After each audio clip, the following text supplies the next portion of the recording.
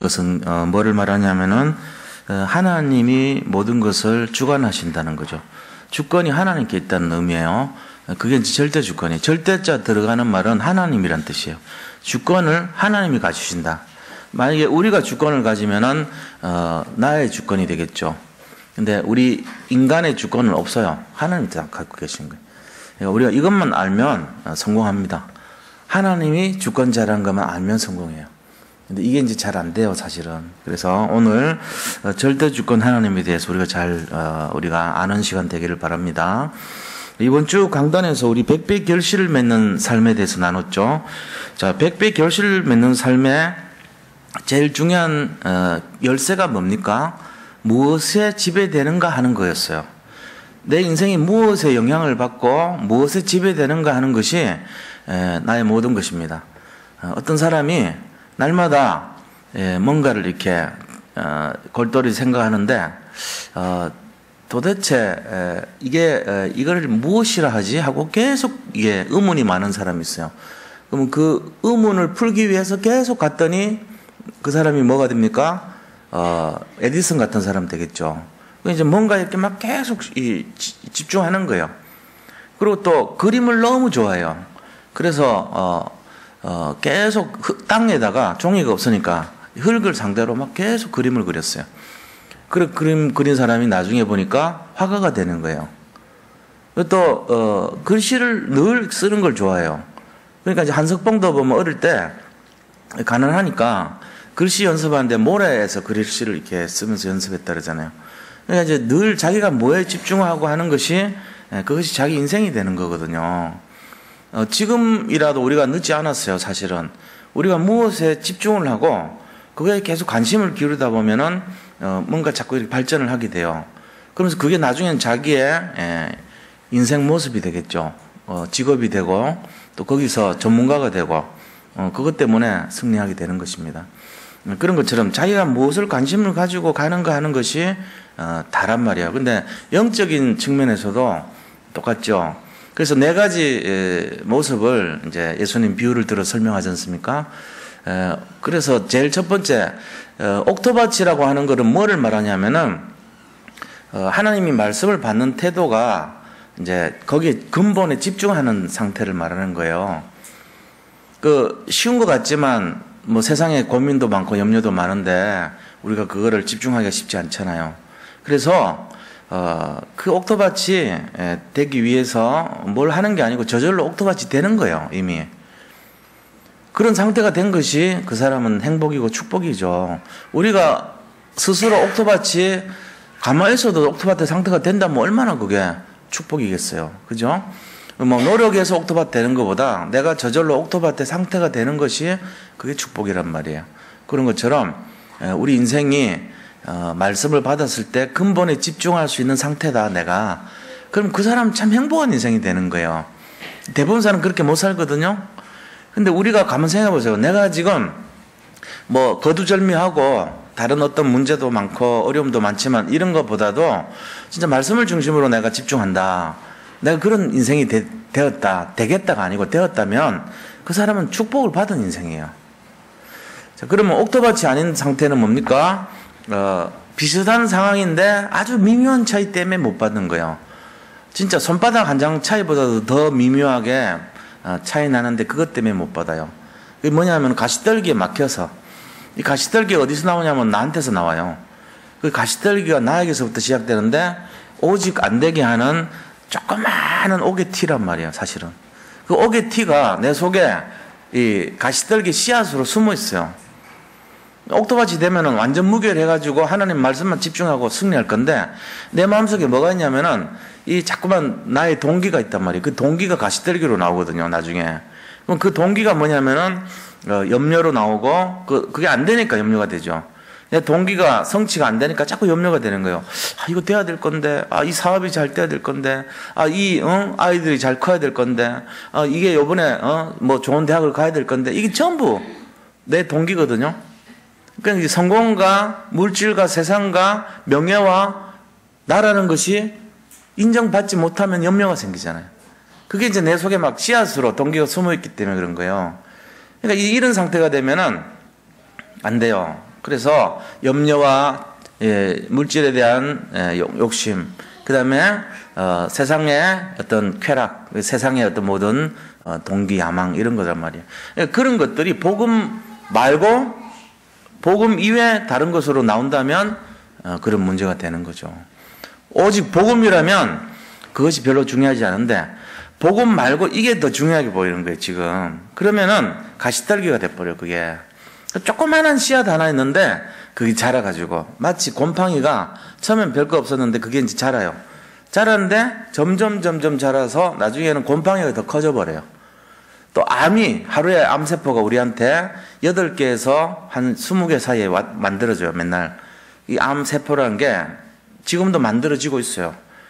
근데 그거 가만 놔두면 이제 커지잖아요. 자꾸 이제 암세포가 커지는 쪽으로 가는 게 뭐냐면은 면역이 약하다든지 걱정을 많이 해서 스트레스가 많다든지 내가 이 방어하는 힘이 약할 때 암세포가 자꾸 많이 생겨지죠. 그런데 이거를 이제 우리가 면역이 강하다는 거는 이거를 잡아먹는 세포가 있어요. 페트롤 킬드 셀이라 해가지고 PK 셀이라 그래요. 페트롤 킬드 셀은 뭐냐면은 암세포 자란 거를 날마다 돌아다니면서 잡아먹는 세포입니다. 이게 또 있어요, 우리 몸에. 경찰 세포라 그러죠. 그게 이제 막아주는 거예요. 이게 없으면 우리는 다 암 걸려요. 그러니까 우리에게 있는 그 조그만 암이 나중에 보면은 한 10억 개 이상 되면은 암으로 나타나는 거예요. 그때까지 걸리는 시간이 한 10년 정도 걸려요. 그러니까 우리 속에서 계속 면역이 약하면서 걱정과 고민과 염려를 계속 하다 보면은 이게 팍 터져가지고 면역 체계가 무너지면서 경찰 기능을 못해요. 그럼 속에서 뭐가 자라냐면 암이 자꾸만 계속 자라요. 그러고는 어느 날 꽝 하고는 나타나요. 버섯같이 형체를 띄워버린다. 그러면은 이게 암이라 그래요, 사람들이. 암이란 거는 누구든지 다 있어요, 사실은. 근데 이게 발현이 되냐 안 되냐 그 차이거든요. 발현이 돼서 일정한 사이즈를 넘으면 암이 돼요. 그러니까 이제 이거를 우리가 잘 알아야 돼요. 뭔 말을 하는지를. 엉겅기와 가시떨기가 바로 암세포란 말이에요. 그게 어디 있어요? 씨앗이 나한테 있는 거예요. 근데 이게 너무 커지면 어떻게 돼요? 드러나서 나의 영적인 것을 막아버린다는 거예요. 그러니까 가시떨기라는 암세포 덩어리가 우리를 막을 정도 단계까지 갔을 때는 내 동기 야망, 내 어떤 욕심이 너무 컸다는 거예요. 하나님이 주신 축복보다 더 커버렸다는 얘기죠. 그러니까 결국은 나로부터 시작됐어요. 그 다음에 세 번째는 돌멩이한테 떨어진 거예요. 돌멩이 밭에. 돌이 많은데 씨가 떨어지니까 자라긴 자랐지만 영양분 공급 안 되니까 어떤 문제와 환난과 사건 오면은 그냥 주저앉아 버리는 거예요. 믿음 없는 것처럼. 거기에 영향을 받는 문제가 24시간 나를 지배하는 게 되는 거예요. 그 사람은. 아까 두 번째는 동기와 야망이 나를 지배했다면 이번에는 문제와 사건이 커 보인 거예요. 이 사람한테. 나는 능력이 없는데 이걸 어떻게 해결해야지? 이거거든요. 그러니까 걱정이 너무 많아져가지고 은혜를 넘어서 버린 건 말이에요. 네 번째는 제일 안 좋은 상태죠. 이 말씀 자체가 들어가질 않았어요. 다른 사람 상태는 말씀은 들어갔거든요. 그래서 싹은 터봤다는 말이에요. 복음에 싹을 틔워본 거는 있어요. 근데 이 사람 상태는 말씀 자체가 들어가질 않은 상태예요. 길가에 떨어져서 말씀이 땅에 내리고 싹을 틔우지 못한 상태로 새가 와서 먹어버렸으니까 내가 먹어야 될 걸 다 뺏긴 거예요. 왜요? 나 중심, 물질 중심, 성공 중심, 세상 중심, 명예 중심 이렇게 살다 보니까 내 것만 보인 거예요. 그럼 안 보이죠, 다른 게. 아예 하나님을 믿는다는데 뭐가 하나님 믿는 건지를 몰라요, 그 사람은. 교회를 왔다 갔다 하는데 사람들이 뭔 얘기를 하는지를 못 알아들어요. 주일 강단을 잡다는 말이 뭔지를 이해를 못 해요. 강단을 뭘 잡어? 강단 여기 와서 이걸 잡는가? 이래 생각해. 맞죠? 강단 잡으라니까. 강단 와서 계속 잡고 있어, 이렇게. 이러면 어떤 일이 일어나는데. 옛날에 그 목사님, 임마누엘 부산교회 목사님 그랬대잖아요. 가서 공당 가서 말씀을 펴라 그랬더니 그냥 성경책을 쫙 펴놓고 하루 종일 기다렸대. 며칠을 그렇게 했대요. 그럼 왜 말씀 펴는데 왜 사람이 안 오지? 강단 잡으라니까 잡았단 그거는 똑같지. 그 하도 이상하니까 와가지고 묻더래요. 지금 당신 뭐 하는 거냐고. 그래가지고 그 사람 데려다 놓고 영접시켰다 그러잖아요. 말씀 펴면 돼. 그래도 뭔가 순수하게 순종하니까 엉터리같이 해도 역사 일어납니다. 하나님이 하도 불쌍해서 그렇게 했는지 모르겠는데, 하여간요, 우리가 이게 잘 알아들으셔야 돼요. 예수님 처음에 믿으면 뭔 말인지 하나도 몰라. 그럼 와가지고 길가밭인데 뭐 알겠어요? 들으니까 모르니까 어떻게 해요? 견디다 안 되니까, 날은 봄날이야, 이 안에. 열기가 꽉 차있지. 옆에서는 온풍기 바람이 들어오지. 말은 하나도 모르겠어. 계속 알라고 집중했는데 모르니까 눈이 실실실 깔리면서 딴 세상 가서, 아이고, 교회가 이래 좋다더니 좋긴 좋구나. 잠자기 딱 좋아. 제일 처음에 제가 교회 갔는데 얼마나 잠이 많이 오는지 몰라요. 그것도 큰 교회를 갔으면 되겠는데, 조그마한 교회를 갔거든요. 그 11시 예배가, 난 그런 생각해서, 왜 하필 11시에 예배를 드리냐. 이렇게 졸리는 시간에. 근데 나중에 알고 봤더니 내가 졸린 거예요. 그 시간이 졸리는 시간이 아니고, 내 상태가 12시도 졸리고, 1시도 졸리고, 10시도 졸리고, 어디를 갖다 놔도 좋은 상태인 거라. 그걸 몰랐죠. 그랬더니 제가 여기 이렇게 말씀을 나눈다는 게 기적입니다. 다 똑같아요. 인간이. 뭐 누가 특별한 사람 없어요. 모르고 있으면은 똑같이 그래 되는 거예요. 나중에 진짜 말씀을 알고 나니까 졸음이 안 오더라고. 지금도 보면 여기 조시는 분들 있어요. 예를 들면 우리 주일 예배 드릴 때 보면 늘 졸아요. 근데 그분 자기 조는 거를 감당을 못 해. 그럴 수밖에 없죠. 뭐 복음은 알겠어요. 목사님 얘기하는 거는 그냥 착하게 살아라, 바르게 살아라 이런 걸로만 이해하고 딱 문 닫고 있는데, 그것이 따뜻하지, 봄 날씨 같지, 응? 거기다가 추울까봐, 밖에 추울까봐 외투 입고 와 있지. 얼마나 완전히 온실이라. 너무 좋아, 행복해. 그래서 제가 주무시라고 가만히 있죠. 우리가요, 이 네 가지 상태 중에 잘 생각해 보셔야 돼요. 내가 지금 어디에 속해 있는가. 이걸 노력해서 얻으려고 하면 진짜 힘듭니다. 저절로 내가 그게 돼 있다. 노력 안 했는데도 돼 있다. 이게 축복이라니까요. 그래서 옥토바스의 축복은 진짜 이거는요, 하나님이 특별한 사람에게 이미 정해놨어요. 그래서 막 눈이 반짝반짝하고 내가 막 그게 집중이 되고 세상 일보다도 여기 오는 것이 막 너무 기쁘고 이런 상태가 되는 게 옥토바다 아닙니까? 왜? 내가 24시간 영향을 받고 싶어서 그런 거예요. 그런 축복의 상태로 다 된 줄 믿으시 기 바랍니다. 우리 다락방 멤버들이 참 행복한 분들이에요. 제가 볼 때는. 하나같이 다 옥토바스의 중심을 갖고 있단 말이에요.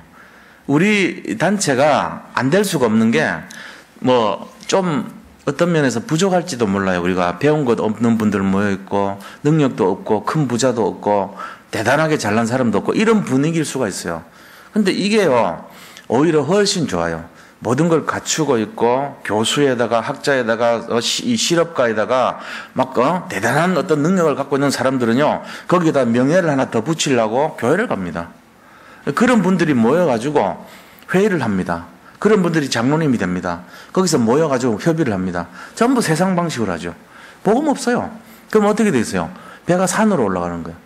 그리고 목사님이 이거 아닌데 그러면 목사님은 왜 우리 의견이 이렇게 나오는데 따라줘야죠. 이런 식으로 싸움질 합니다.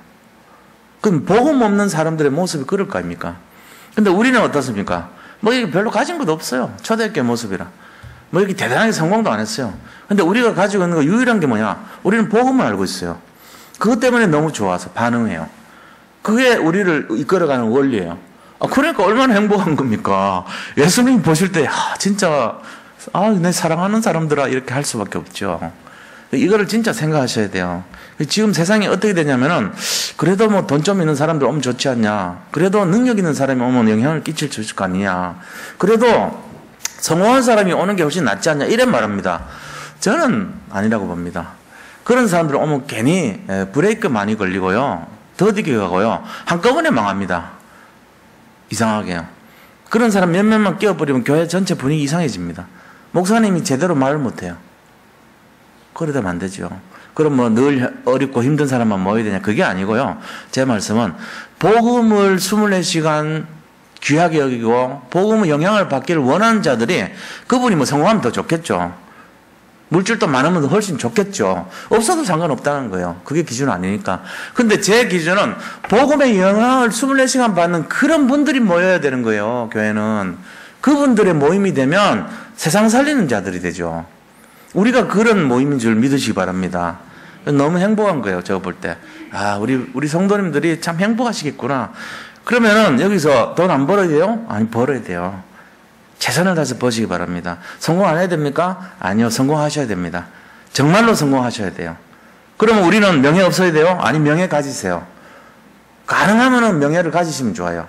그럼 그건 뭔 말이냐 말이지. 복음 안에서 하셔야 돼요. 옥토밭이 된 그런 중심으로 이거는 하면 좋아요. 사람 살리기 위해서. 그것 때문에 하는 거예요. 이게 네 가지 상태란 말이에요. 그러면 어떻게 되죠? 백배 결실을 맺죠. 뭐 하면요? 이 근본이 회복되고, 그 다음에 본론을 잡고, 그 다음에 복음에 집중된 인생이 되기만 하면 돼요. 이러면 백배 결실이 저절로 오게 돼 있죠. 그래서 우리가 이런 걸 생각할 때 우리 자신들이 실제적으로 증인이 되기를 결단하고 도전해야 될 세 군데가 있다 그랬죠. 그죠? 첫째는 누굽니까? 내 자신이 제일 중요해요. 아침에 눈 뜨거들랑 내가 나한테 너는 하나님 자녀야. 너는 복의 근원이야. 너는 정말로 이 시대에 살릴 주역이야. 너는 복음 가진 영적 엘리트야. 영적 서밋이 될 거야. 이러면서 자기한테 자기를 증거하란 말이에요. 너는 구원받았어. 너는 세상 것 때문에 흔들지 마. 자기가 자기한테 계속 복음을 각인시켜야 돼요. 오늘 하루도 너는 당당하게 정말로 서밋이 되어 이 세상 살려. 이러면서요. 그리고 출발하는 거죠. 남들이 모르는 비밀을 가지고. 비록 맛없는 차내 밥에다가 정말로 일반 교통수단 가지고 새벽같이 일어나야 밥 먹고 사는 그런 인생이라 할지라도 상관없어요. 이 복음을 갖고 있기 때문에 당당하게 내가 나에게 이 자부심을 회복해야 돼요. 그 다음에 누구에게요? 이 복음의 비밀을 가지고 타인에게요. 어떤 명예를 가진 자라 할지라도, 어떤 성공자라 할지라도, 어떤 정말 물질을 가진 사람이라 할지라도 우리가 당당하게 그분들에게 복음을 증거할 수 있어야 됩니다. 그러면서 우리가 해야 될 것이 뭡니까? 마귀 앞에 당당해야 돼요. 사단 앞에. 우리가 비록 조그마한 잘못을 정하고 부족한 것이 있다 할지라도 흔들리지 말라는 겁니다. 그 앞에서 당당하게 사단아, 나는 이제 너의 속박에서 벗어났어. 내가 늘 부족하고 죄 짓는 것 많고 어려운 상을 사는 것 같지만 그러나 나는 더 이상 속지 않아. 네가 나한테 너가 걸어가도 예수 믿는 사람 맞냐고 물으면은 나는 분명히 그렇다고 예스라고 말할 거야. 왜냐? 내가 부족하기 때문에 나는 예수님이 꼭 필요해. 나는 부족하고 완전하지 못해. 네가 말한 것처럼. 네가 그것 때문에 나를 공격할지 모르지만 나는 속지 않아. 네가 나를 그러고도 예수 그리스도 믿는 사람이라 한다면은 나는 할 말이 없어. 그러나 그런 부족한 것이 많기 때문에 나는 더더욱 너보다 하나님을 나는 꼭 필요로 하고 그리스도가 나에게는 아주 절실해. 그래서 나는 오직 주님만 바라볼 거야. 내가 사는 길이 이것밖에 없어. 너는 이제부터 그걸 좀 알아줬으면 좋겠어. 그리고 딱 대적을 해요. 마귀한테. 대부분 사람들은요. 막 맘대로 삽니다. 절망해버립니다. 그래서 마귀한테 쏘가요. 그래서 결단을 하는데 이상한 결단을 막 하죠. 실패하는 결단을 하죠. 조급하죠. 불안해합니다. 다 어려움 당하는 거예요. 이제 그거 하지 말라는 거예요. 이번 주 100배 결실 맺는 삶이란 건 그런 겁니다. 복음으로 결론 내버리라는 거예요. 24시간 집중하라는 거예요. 이거면 끝나는 겁니다. 자, 그럼 오늘은 뭔 얘기입니까? 이런 걸 우리가 하는 데 있어가지고 기본적으로 알고 있어야 될 신앙의 자세가 어떤 것이냐 하는 거예요. 신앙의 자세에 대한 부분이 오늘은. 신앙의 그릇과 자세가 있어야지 우리가 받을 그릇이 될 거 아닙니까? 100배 결실도 맺으려면 자세가 돼야 되죠. 올바른 자세를 갖춰야 되는 거예요. 그래서 첫 번째입니다. 어떤 자세를 가지고 있어야 되냐면은 하나님의 예정입니다. 하나님의 예정. 하나님이 미리 정해주셨다는 것을 알고 있어야 돼요. 예정이란 게 뭡니까? 미리 정해놓으셨다는 거예요. 그럼 어떤 걸 예정했습니까? 오늘 보니까 첫 번째로 고레스를 통한 이스라엘의 해방을 예정시켜놨어요. 이 메데 바사의 왕인 고레스를 통해서 이스라엘 민족을 70년 만에 다시 해방시켜서 자기 나라로 가도록 예정해놨다는 거예요. 그게 1절부터 3절에 나옵니다. 뭐라고 되어 있습니까? 여호와께서 그의 기름 부음을 받은 고레스에게 이같이 말씀하시되 내가 그의 오른손을 붙들고 그 앞에 열국을 항복하게 하며 내가 왕들의 허리를 풀어 그 앞에 문들을 열고 성문들이 닫히지 못하게 하리라. 내가 너보다 앞서가서 험한 곳을 평탄하게 하며 논문을 쳐서 부수며 새빗장을 꺾고 너에게 흑암 중에 보화와 은밀한 곳에 숨은 재물을 주어 내 이름을 부르는 자가 나 여호와 이스라엘의 하나님인 줄을 내가 알게 하리라. 이 고레스라는 사람은 어떤 사람입니까? 200년 전에 이사야와 예레미야를 통해서 예언된 사람이에요. 이름을 딱 기억해놨죠. 그죠? 저번에 44장에도 그렇게 해놨죠. 44장 28절에도 보니까 예언돼 있죠. 쳐들어갈 때 이 강 있잖아요. 강물이 이 바벨론, 바벨로니아 왕궁을 둘러서 돌아서 나가요. 그래서 저 위에서 강댐을 막아버립니다. 막아가지고 그 강물이 말라서 길이 되게 만들어요. 그 길을 따라서 고레스가 쳐들어와요. 그게 예언돼 있다니까요. 200년 전에. 그 강물이 말라가지고 그 길로 쳐들어와서 그 지하에 있는 새빗장을 꺾고 들어와서 보화를 차지할 것이다. 그 말 그대로 성취됐어요. 역사적으로. 44장 27절에 보면 뭐라고 되어 있어요? 읽어보세요. 기품에 대하여는 이르기를 말으라. 강물을 말하는 거예요. 기품에 대하여 이르기를 말으라. 내 강물들을 마르게 하리라 하며 고레스에 대하여 이르기는 나의 목자라. 그가 나의 모든 기쁨을 성취하리라 하며 예루살렘에 대하여는 이르기를 중건되리라며 예루살렘 다시 건설됐거든요. 그리고 성전에 대하여는 내 기초가 놓여지리라. 성전도 건축됐잖아요. 그러니까 학계 선지자를 통해서 성전 건축 얘기했잖아요. 그죠? 나중 영광이 이전 영광보다 훨씬 크리라. 스룹바벨 성전을 보면서 너희가 나무로 지은 성전이지만은 산에 가서 나무로 해서 성전 지어라. 솔로몬 성전보다도 그게 더 좋다. 내가 볼 때는. 내가 하늘과 땅과 열방과 천지를 진동시킬 것이다. 너희는 스스로 굳세게 할지어다. 이러면서 막 예언을 하잖아요. 막 너무 이렇게 힘들어하지 말라. 돈 없어서 조그만 짓고 초가상관 지은 그런 볼품없는 성전이라 할지라도 너희가 마음을 가지고 지은 성전이라면은 그것이 더 좋지 않냐. 이렇게 하면서 성전 지으라 그러잖아요. 이게 고레스가 해방시켜주면서 성전 지을 재료 다 공급해 준 거예요. 그렇다고 뭐 금덩어리 은덩어리 준 건 아니잖아요. 근데 성전에 뺏어왔던 거, 느부갓네살 왕이 뺏어왔던 그 금은, 기명, 잔, 술잔, 술병, 방패, 다윗의 방패 다 뺏어갔거든요. 그런 거 다 돌려줬어요. 고레스가. 창고 안에 있는 모든 거 다 가져가라 그래라 그러면서 돌려줬다니까요. 그래가지고 그 성전에 다시 옛날 그 성전에 쓰던 물건들 다 찾아온 거예요. 그 이스라엘 사람들에서 이 잡아가지고 바벨론으로 잡아갈 때 이 메노라, 성전에 있던 메노라라고 이렇게 금 있잖아요. 금덩어리. 그 금덩어리 한 개가 한 40kg 이상 되는 거예요. 이 촛불인데. 그 하나만 해도 뭐 이게, 몇백억 하는 그런 식으로. 그러니까 그런 거를 다 이렇게 가지고 가는 부조가 이게 성벽에, 바벨론 성벽에 이렇게 기록이 되어 있는 게 요새 검출이 됐어요. 발굴이 됐단 말이에요. 그때 잡혀갔을 때 떡상 있잖아요. 진설병. 그것도 가져가는 모습이 병사들이 들고 가는 게 이렇게 그 부조가 된 게 보였어요. 그게 이제 다 나타난단 말이에요. 그러니까 얼마나 가슴 아픈 얘기입니까, 이게. 근데 그거를 다 돌려준 게 고레스 왕이 돌려줬어요. 근데 하나님이 놀랍게도 고레스 왕이 물을 마르게 해가지고 강을 막고 글로 침투해서 새빗장을 꺾고 그 안에 들어가서 거기 있는 모든 보물들을 차지할 것을 예언해놨잖아요. 그 이름까지 기록해놨잖아요. 그 정도가 아닙니다. 이 고레스라는 왕에 대한 얘기를 들어보면요. 고레스가 메대를 통일하기 전에 메대와 바사, 페르시아를 통일했거든요. 이 고레스가. 그 통일하기 전에 얀산이라는 곳에 왕이 됩니다. 얀산. 그 얀산이라는 곳은 지금으로 보면 이란의 옛날 고대 국가예요. 이란의 아주 우리나라의 고대 국가는 고구려, 발해 뭐 이런 거 있잖아요. 그런 식으로 대한민국 저 북쪽 땅의 옛날 땅이 발해, 고구려 뭐 그다음에 또 뭐 다른 후백제 뭐 후고구려 이런 식으로 어떤 나라가 있던 것처럼 이란의 옛날 이름이 얀산이라는 곳이 있었어요.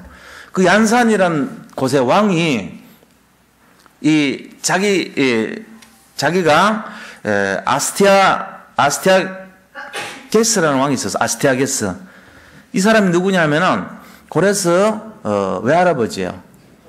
아스타게스가 딸을 이제 이 왕인데 이 자기 딸이 있잖아요. 딸을 이 캄비세스라는 왕하고 결혼시킵니다. 근데 꿈을 꿔요.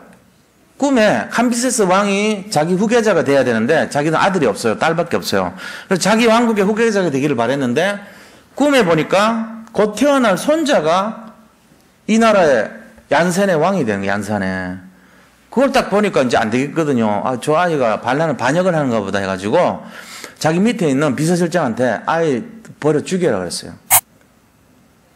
그런데 이 비서실장이 아이가 불쌍하니까 그냥 양치기 노 부부한테 줘버려서 키우라 그러고 그리고 입식 해놓고 돌아오고 죽였다 이런 거예요. 거짓말로. 근데 그 고레스가 자랐어요. 자라가지고 나중에 얀산의 왕이 됩니다. 근데 이제 놀라운 사실은 고레스가 세력이 커가지고 이제 얀산 병사들하고 막 싸움을 치러 가요. 가는데 거기는 병사들이 고레스가 너무 강하니까 전부 항복해버려요. 싸우지도 않고 그냥 이긴 거예요. 병사들이 그냥 아유 잘못했습니다. 다 우리는 당신을 섬기겠습니다. 이래가지고 다 고레스 쪽에 와버렸다니까. 얼마나 이 고레스가 완전히 막 기골이 장대하고 우리로 말하면 이성계 같은 사람이에요. 그 너무 막 소문이 막 무섭게 들리니까 안 되겠다. 우리 이성계 편에 붙자 이러고는 다 도망가 버린 거예요. 그게 고레스예요. 여기 고레스는 뭘 체험하냐면은 이게 뭔가 하나님 도와주시는 거구나. 이걸 이제 느끼는 거죠. 근데 사실은 하나님 믿지 않았어요. 근데 하나님이 이방의 왕인데 유다의 왕으로 온 사람을 세우는 게 아니고 이방에서 온 왕을 세워서 이스라엘을 해방시켰단 말이에요. 그죠? 이거에 대해서 사람들이 말이 있을 거 아닙니까? 왜 고레스를 갖고 했냐? 근데 하나님 이 고레스가 왜 이방에서 그런 의미를 가지게 했는가 우리 생각해 봐야 돼요. 사실은.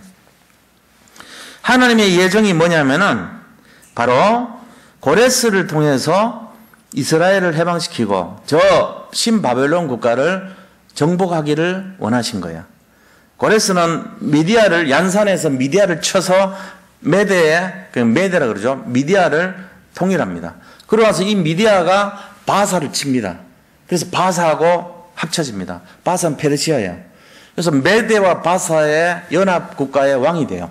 그게 이제 이 고레스거든요.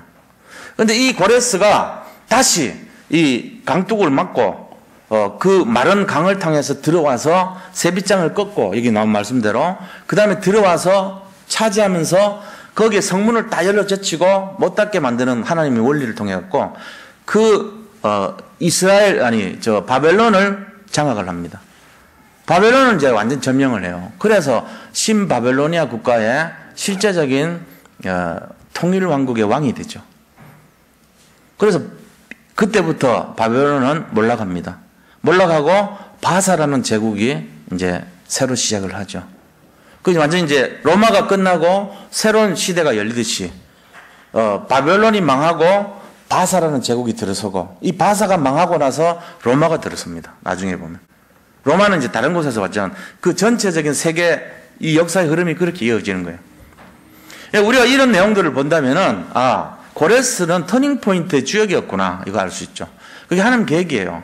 그런데 이 고레스를 가지고 머리에 기름 부음 받은 자 고레스 이렇게 써요. 그러면 예수님 비슷한 내용이란 말이에요. 이게 결국은 예수님을 예표하신 거예요. 전 세계 인류를 구원하는 구원자로 그리스도를 부르신 것처럼 고레스를 이방에서 뽑아내가지고 이방의 빛으로 세우신 거예요.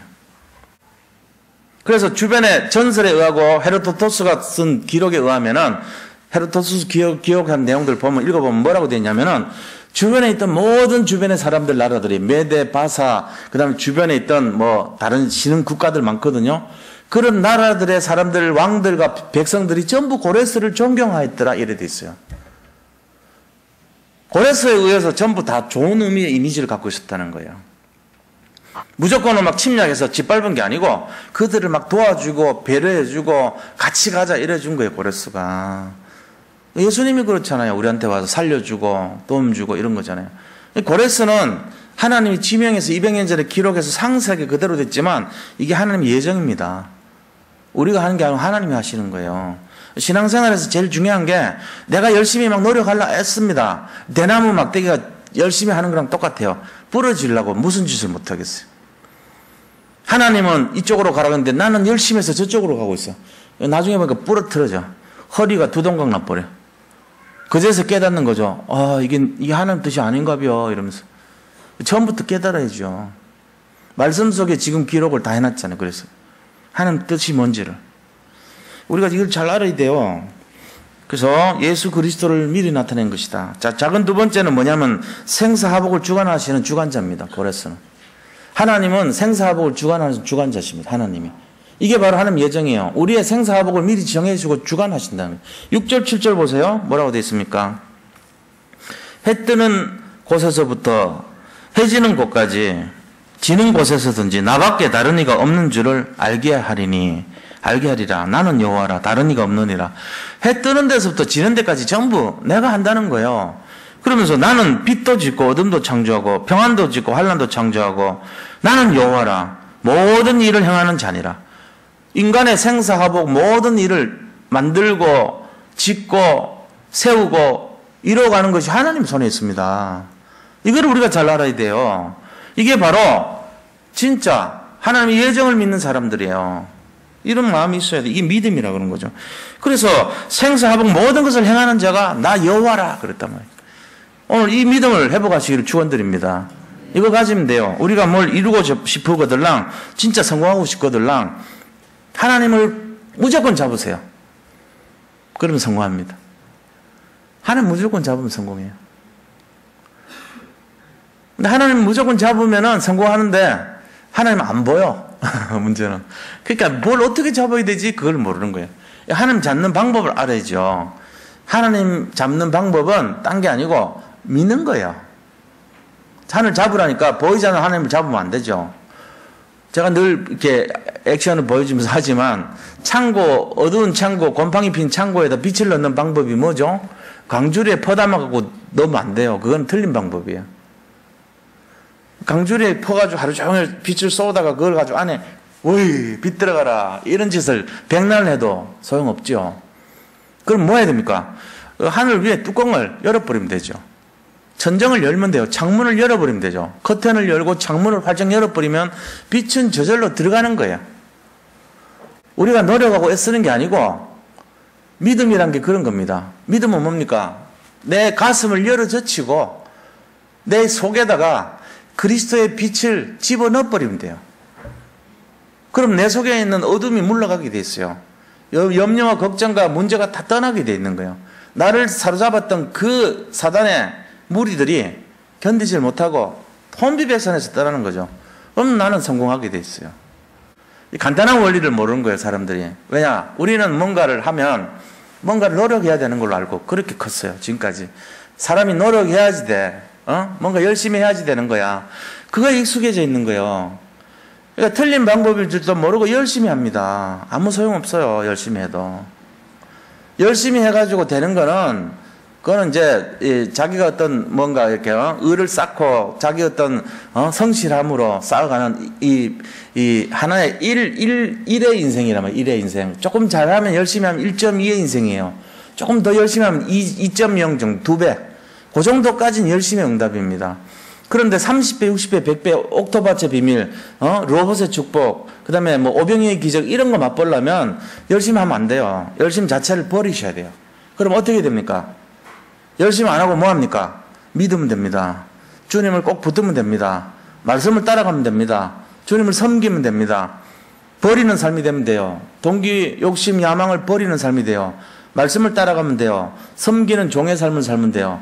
파송된 인생이라고 생각하면 됩니다. 그러면서 정말로 우리가 기도와 말씀과 전도의 이 삼원을 내 것으로 만들면서 내가 그리스도의 대사라는 것을 믿고 그거를 꾸준히 지속하는 삶이 되면요, 반드시요 응답이 그렇게 오게 돼 있어요. 하나님께서 우리에게 주시는 내용이 그런 거란 말이에요. 근데 우리는 뭔가를 막 열심히 지극정성으로 이런 걸 앞세워요. 그거는 잘못하면은 이 시간 살아놓고 현상 유지하는 인생이요. 그냥 밥 새끼 해결하는 인생이라고요. 그래갖고 안 된다니까요. 그거는 억울한 인생 돼요, 나중에. 예수 믿는 그 근본이 그런 게 아니에요. 열심히 막 광에다가, 광줄에다가 빛을 받아가지고, 많이 꾹꾹 채워주세요 하고 퍼붓는데 60년을 그렇게 했는데 변화가 안 돼. 창고안은 그대로요. 시커먼 곰팡이 펴있고 냄새나고 귀귀하고. 그런데 현자를 만나가지고 그렇게 하는 게 아니다. 창문만 열면 되지 않냐. 믿어라. 확 문을 열었어요. 그랬더니요. 글로 빛이 쫙 들어가면서 변화가 일어나는데 30배, 60배, 100배, 오병이어, 로봇 막 변화되는데 미안해요. 내가 한 게 없는데 왜 이러지? 그렇게 되는 게 정상이에요. 오늘 우리가 이걸 알아야 돼요. 하나님 예정을. 자, 그럼 두 번째는 뭘 알아야 되냐? 절대주권 신앙을 배워야 됩니다. 절대주권 신앙이란 건 뭐냐면은 하나님의 예정이 맞느냐 틀리냐를 따지지 말라는 신앙이에요.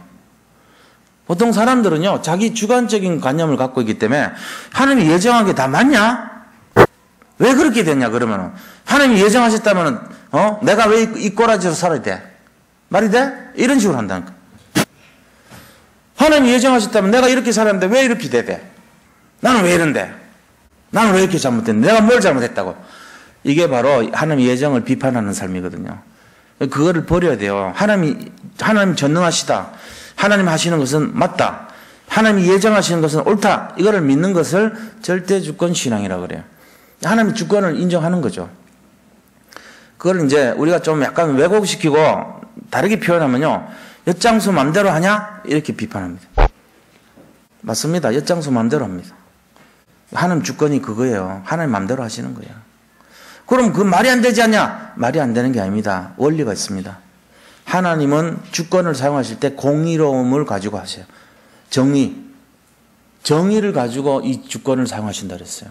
그렇기 때문에 일단 인정하셔야 되는 거예요. 하나님은 항상 정의라는 잣대를 가지고 이거를 사용하시기 때문에 우리가 따지면 안 돼요.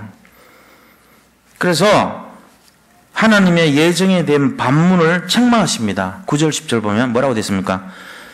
너희가 왜 예정을 따지냐? 따지지 말라는 거예요. 9절 10절 보면은 질그릇 조각 중 한 조각 같은 자가 질그릇 조각 중에 한 조각 같은 이 버러지 같은 인생이 자기를 지으신 이와 더불어 다툴진데 하나님 보고 막 대드는 거예요.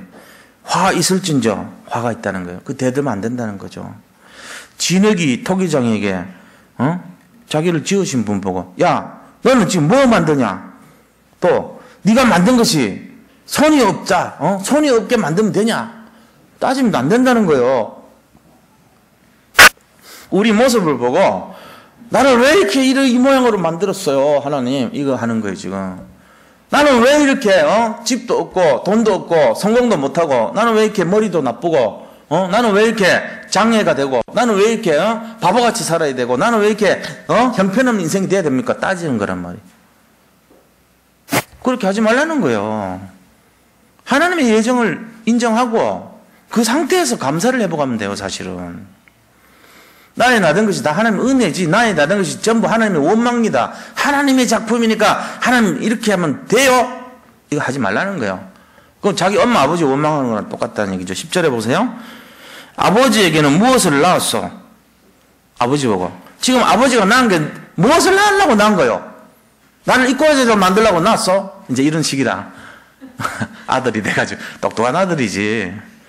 그러면서 어머니에게는 무엇을 낳으려고 해선의 고토를 수고를 하였어? 그래 하고 묻는 자는 화 있다는 거예요.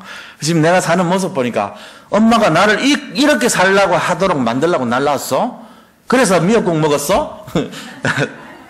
오늘 전화하셔가지고 따져봐요. 살아계시면. 도대체 엄마는 나를 이 모양으로 만들려고 낳았어? 그래서 배 아파갖고 그렇게 했어? 화 있다는 거야. 우리가 그런 짓을 많이 해요. 하나님한테 원망하고 불평하고 하지 말라는 거예요. 이거를요 바울도 그랬어요. 바울도 하나님 하시는 일은 완전하시고 선하신데 왜 따지냐? 그러면서 로마서 9장 20절에 이 사람아 네가 누구에게 감히 하나님께 반문하느냐? 지음을 받은 물건이 지은 자에게 어찌 나를 이같이 만들었느냐고 말하겠느냐? 이렇게 말해요. 바울은 로마서에 나오잖아요. 로마서 9장 20절에 토기장이가 어떤 거는 아주 귀한 그릇으로 만들고 어떤 것은 천한 것으로 만들 자격이 없느냐 이렇게 얘기하잖아요. 하나님 주권인데요. 그게 하나님 주권인데요. 우리가 지금 우리의 모습을 가지고 원망하고 불평할 수 있음에도 불구하고 하나님이 하셨다는 걸 인정하는 태도가 제일 잘 나타나는 사람이 몇 명 있어요. 성경에 보면. 그게 죽은 누구냐면 믿음의 사람들, 렘넌트들이에요. 참 귀하죠. 요셉 보세요. 요셉 창세기 45장 7절 8절에 뭐라고 되어 있나 하고요. 요셉이 말하기는 당신들이 나를 애굽에 판 것 때문에 걱정하지 마소서, 근심하지 마소서. 나를 이렇게 당신들 앞서 애굽에 보낸 것은 당신들이 아니요 하나님이십니다. 이거란 말이에요. 절대 주권을 믿었잖아요. 바로가 꿈푼 거 칭찬하니까 바로께 앞에 하나님께서 바로의 꿈을 해석해 줄 것입니다. 자기가 아니고 하나님이 하신 걸 탁 드러내잖아요. 우리는 그거 싹 감추고 우리가 아니고요. 하나님이 아니고 내가 똑똑해서 내가 원래 꿈풀이를 잘해요. 내가 영험하거든요. 이래 나온다니까. 내가 하는 거는 다 잘 돼요. 이런 식으로. 자기한테 뭐가 있는 것처럼 자기 의를 강조한다. 틀린 거예요. 하나님이 하신 거예요, 다. 우리 하는 게 없어요, 우리는. 물론 이제 우리가 자석처럼 붙어 있으니까 덕을 좀 보긴 보죠. 근데 지가 한 것처럼 하면 안 돼. 근본이 하나님으로부터 온 힘으로 내가 하는 거예요. 그게 맞는 거죠.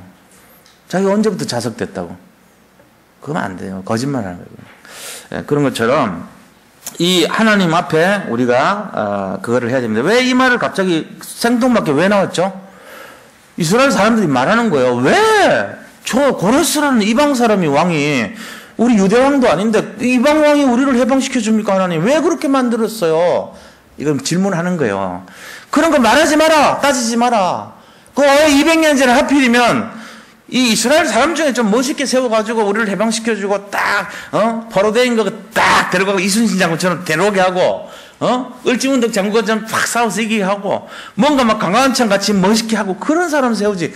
왜 저 이방에 알지도 못하는 고레스라는 사람 통해서 해방시켰어요? 라고 하니까 따지지 말고 묻지도 말고 따지지도 마. 나는 그냥 순종하면 돼. 지금 이 얘기하는 거예요. 하나님이. 재밌죠? 왜 재밌냐? 어쩌면 우리 마음을 이렇게 아십니까? 우리도 일 해놓은 거 보고 나서 하나님 왜 이래요 이거? 나는 왜 이렇게 집도 없게 만들어요? 내가 뭘 잘못했는데요? 내가 복음에 살았는데요? 나는 왜 응답이 없는 것처럼 보여요? 이 얘기한단 말이에요. 나는 왜 이렇게 지긋지긋해요? 제발 좀 벗어나고 싶어요. 그런다니까. 근데 알고 보니까 그거를 해야 오직을 만드는 거예요. 환난을 통해서 인내를 낳고 인내는 연단을 쌓아서 하나님의 소망을 이룬다 그랬거든요. 우리는 막 힘들어서 죽겠어요 그랬는데 나중에 보니까 그것 때문에 막 믿음이 굉장히 좋은 사람 되는 거예요. 오직의 믿음의 사람이 돼요. 사람을 막 전부 살리는 거 있죠. 그런 원리를 아셔야 됩니다. 유광수 목사님 돈 한 푼 없었어요. 지긋지긋했을 거야 아마. 희망도 없었어요. 동네 깡패로 소문나가지고 아무도 놀지 말라고 그랬어요. 하는 왜 이래요 왜? 엄마는 맨날 예수님에 미쳐가지고 저 힘들게 번 돈을 맨날 갖다 바치고요. 이해가 안 가는 거예요. 그리고 동네에 나가서 맨날 막걸리 마시고 누워있는 나한테 와가지고 시대적인 종이 되라는 말도 안 되는 짓을. 이해가 안 된다니까 우리가. 왜 그래요 하나님? 어느 날 보니까 사건을 일으키는데 한 사람을 굉장히 줍해가지고 죽을 정도로 만들고 거기서 이제 회심을 하잖아. 그러니까 이게 굉장히 큰 사건을 일으켰는데 그거 아니고는 이 대나무를 못 꺾거든. 그러니까 하나님이 하나님 방법을 따지지 마세요. 지금도 하나님의 방법을 우리가 알면은요 그거 하나님이지 우리는 모릅니다. 신묘막측하기가 그지없고 깊이가 한이 없습니다. 그냥 따지지도 말고 묻지도 말고 절대 주권을 믿으라. 믿으시기 바랍니다.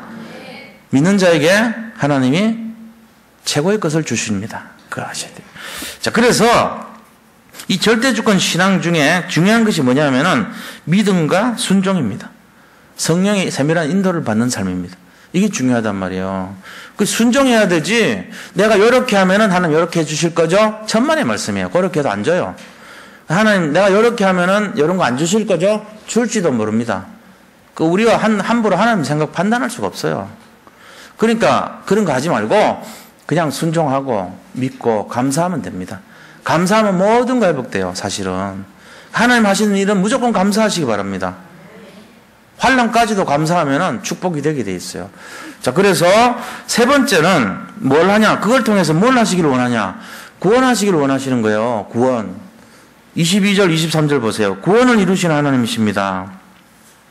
22절에 보니까 뭐라고 되어 있습니까? 22절. 땅의 모든 끝이여 내게로 돌이켜 구원을 받으라. 세상 끝날까지, 땅 끝까지를 말하죠. 모든 세상 끝까지 구원받으라는 얘기 하시잖아요.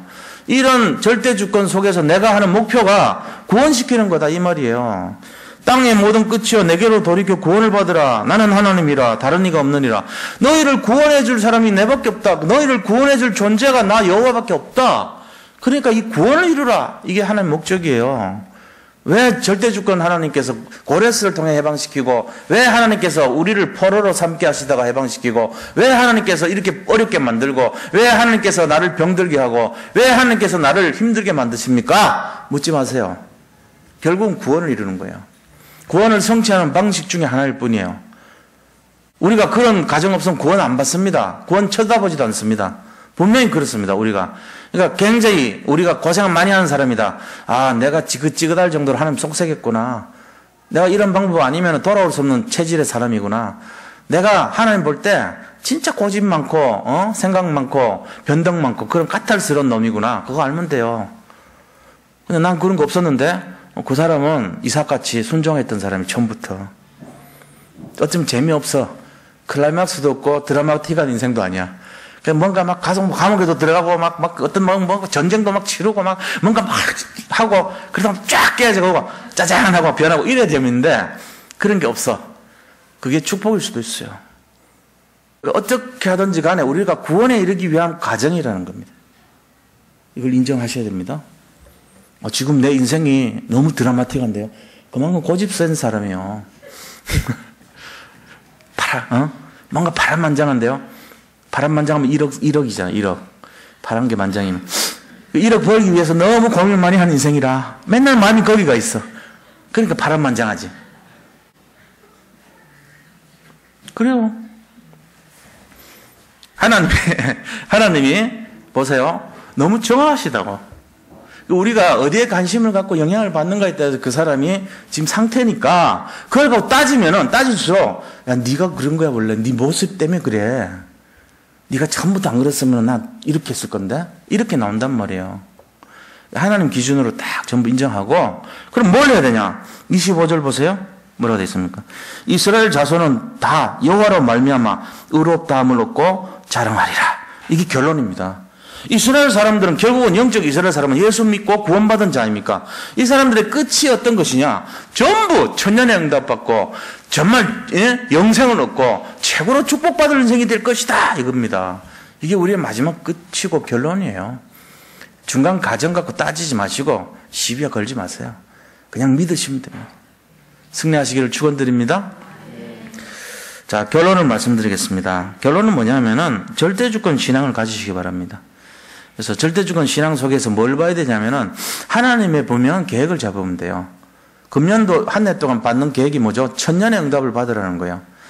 1000배 축복 받으시라는 거예요. 이게 하나님 계획이에요. 나를 향한. 그래서 뭘 하냐면은 성령의 인도를 받으시기 바랍니다. 내가 뭐 계획 세우고 하지 말고 하나님 계획 속에서 주님이 원하시는 걸 바라보면 돼요. 그러면 천년의 응답 받아요. 이런 인생 되어야 됩니다. 이 결론입니다. 최고로 승리하시기를 축원드립니다. 받은 말씀 잡고 우리 같이 한번 합심해서 기도하도록 하겠습니다. 하나님 감사합니다. 오늘 이 밤에 주의 성령으로 역사하여 주시옵소서.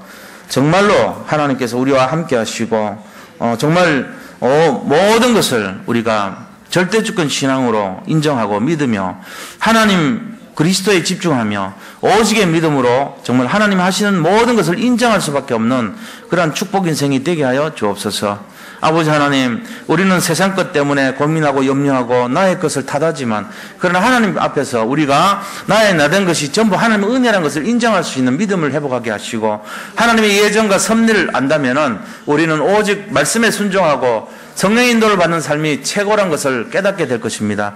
우리 모든 심령 속에 오직 하나님의 인도와 정말 하나님의 계획이 날마다 누려지는 삶이 되어서 모든 사람들 살리고 나를 살리고 현장을 살리는 최고 주역 인생이 되게 하여 주옵소서. 오늘 이 밤에도 주의 성령으로 함께 하시고 믿음으로 승리하는 밤이 되기를 원합니다. 오직의 믿음으로 정말로 우리의 가슴 속에 있는 이 아픔과 고통과 절망을 정말 희망과 축복과 아버지 사명으로 온전히 바꿔서 천년의 응답을 받는 축복의 증인들로 다 세워주시옵소서. 모든 것을 주님께 맡기고 의탁하오며 예수 그리스도 이름으로 기도드립니다.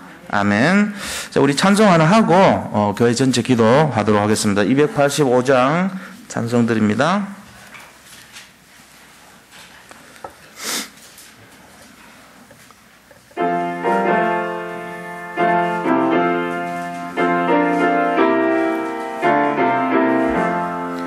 주의 말씀 받은 그날